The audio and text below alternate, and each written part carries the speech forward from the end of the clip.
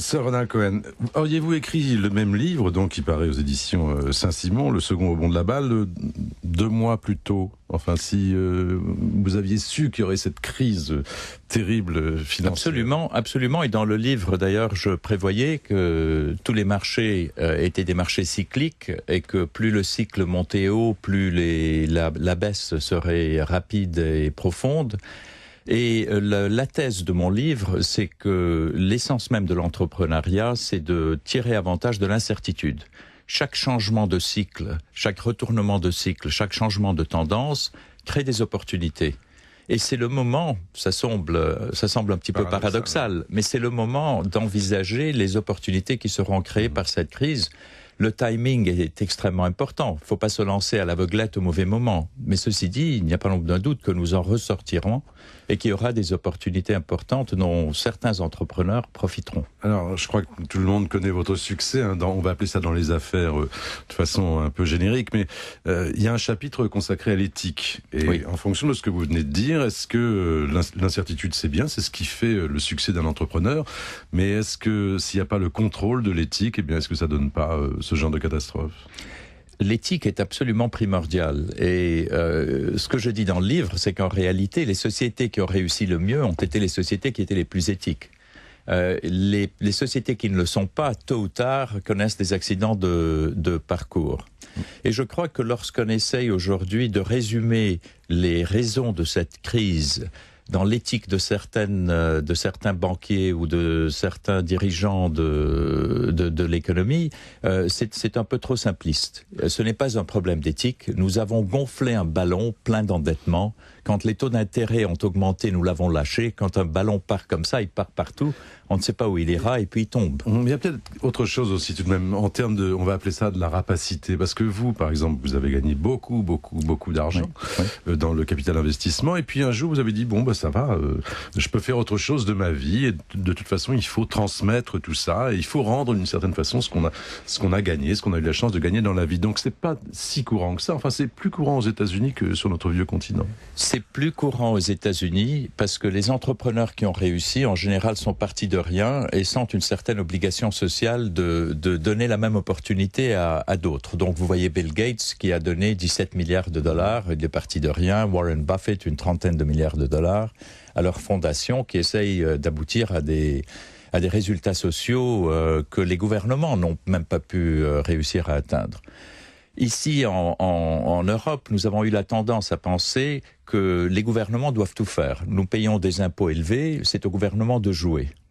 Et c'est une attitude d'esprit qui commence à changer. On commence à s'intéresser maintenant à l'investissement social, la manière de laquelle on peut appliquer les mêmes règles de l'entrepreneuriat des affaires à la résolution des questions sociales. Et ça marche parce que vous avez l'expérience maintenant. Vous êtes investi beaucoup en Angleterre et puis aussi au Proche-Orient. Donc appliquer des règles de business, par exemple, comme dans des territoires palestiniens, ça m'a l'air un peu compliqué.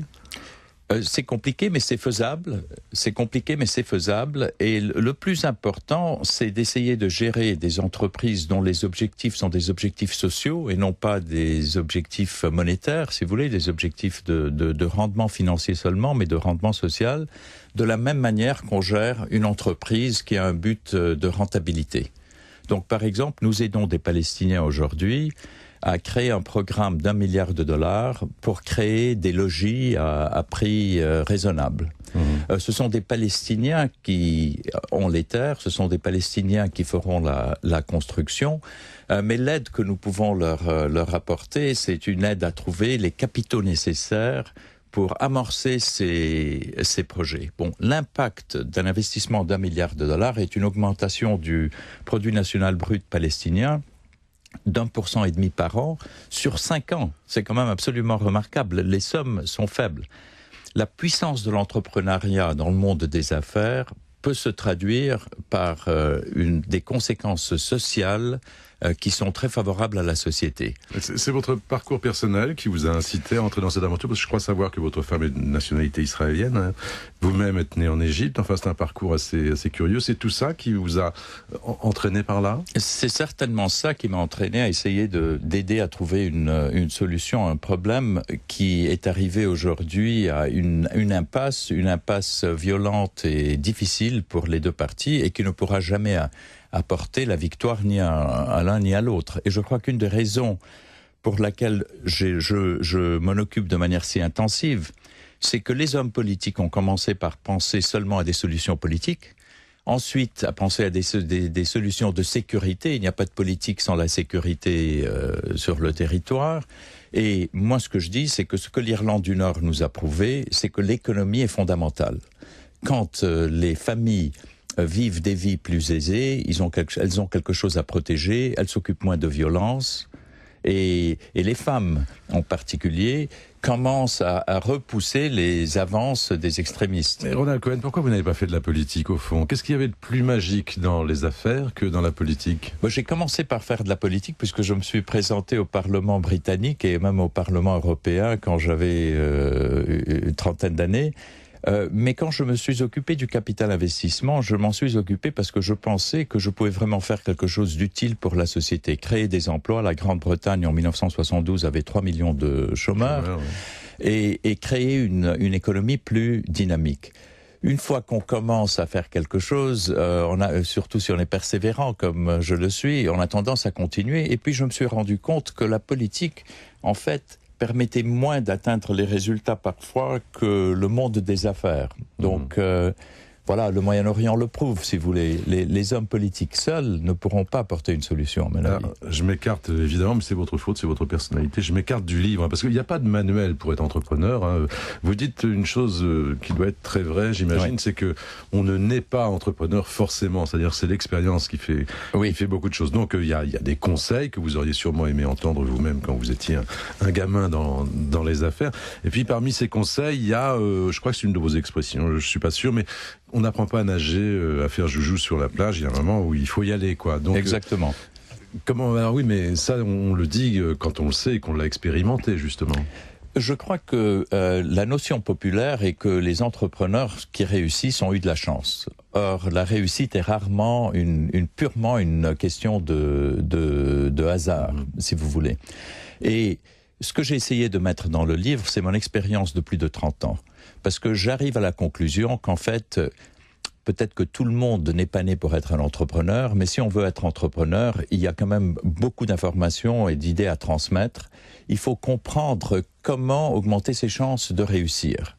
Il faut savoir quelle est la taille, quelle est la dimension de... Ça, c'est frappant. Vous dites qu'il faut voir grand. Il faut voir de grandes fondations pour la maison, même si on envisage une petite maison au départ. Exactement, pour pouvoir la construire sur des fondations qui lui permettent de monter à plusieurs étages. C'est bien monté en ce qui me concerne.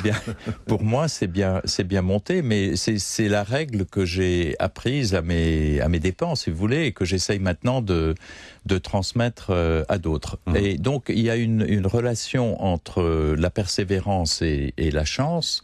Il y a des aspects stratégiques qui sont très importants. Choisir une opportunité dont la dimension justifiera tous les efforts que vous faites. Arriver à un modèle de votre affaire qui soit un modèle intelligent. Comprendre les aspects financiers, les contraintes financières de ce modèle. Mais c'est Ronald Cohen, même pour un homme qui n'est pas dans les affaires, c'est tout à fait passionnant parce que j'avais jamais pensé à tout ça. C'est-à-dire, ça explique le titre, le second rebond de la balle.